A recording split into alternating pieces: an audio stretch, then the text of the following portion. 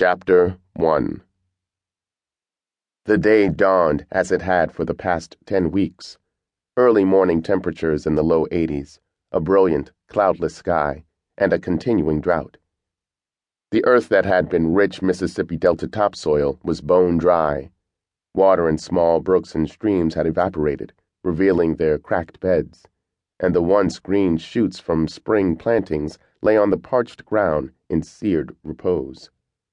The populace of the region looked to the heavens and prayed. The citizenry of Hillsborough, Mississippi, was no exception. They, too, prayed for rain.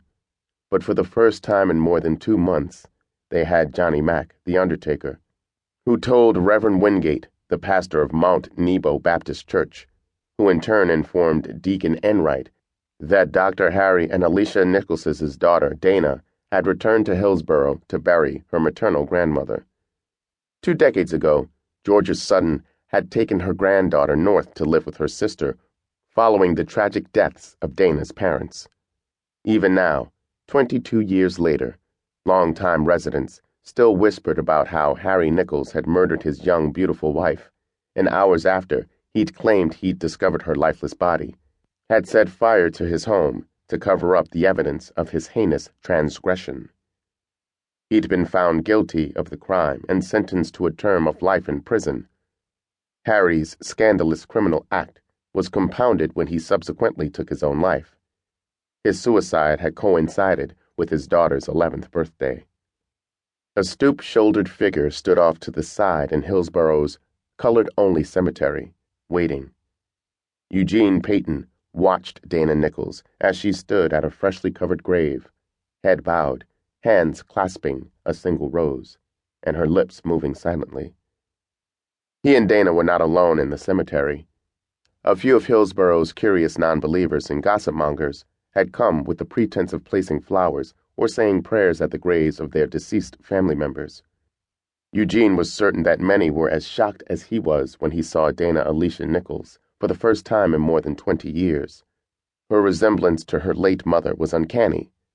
Only those who had viewed Alicia up close would have noticed the minute difference in the two women. Dana had a tiny mole high on her right cheekbone. Not only did Dana look exactly like her murdered mother, but she also inherited the woman's sultry voice. The only difference was their speech patterns.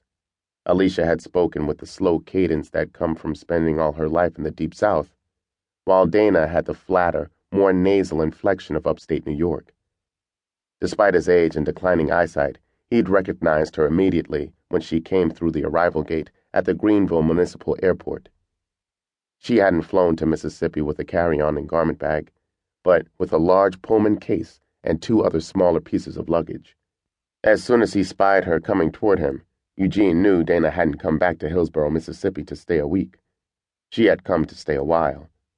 She subsequently told him that she'd planned to remain in Hillsborough as long as it took for her to discover the truth behind her parents' long-ago murder-suicide, and at last clear her family's name.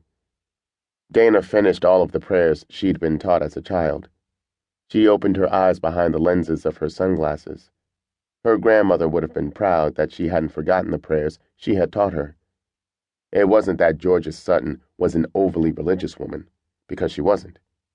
She'd informed her granddaughter, however, that she was a spiritual person.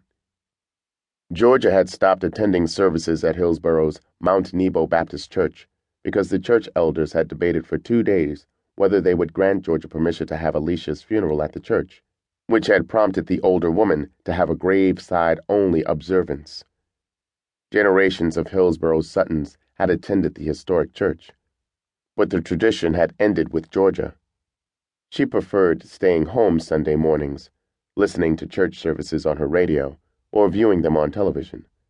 No one ever heard her speak a disparaging word about Mount Nebo or its pastor. It was as if she'd forgotten their existence. Bending at the knees, Dana placed the single rose on Georgia Rose Sutton's grave. Georgia's name had been carved into a headstone years before, but now a recent date had been added. Arrangements were made before Dana was born that Georgia would be buried in the same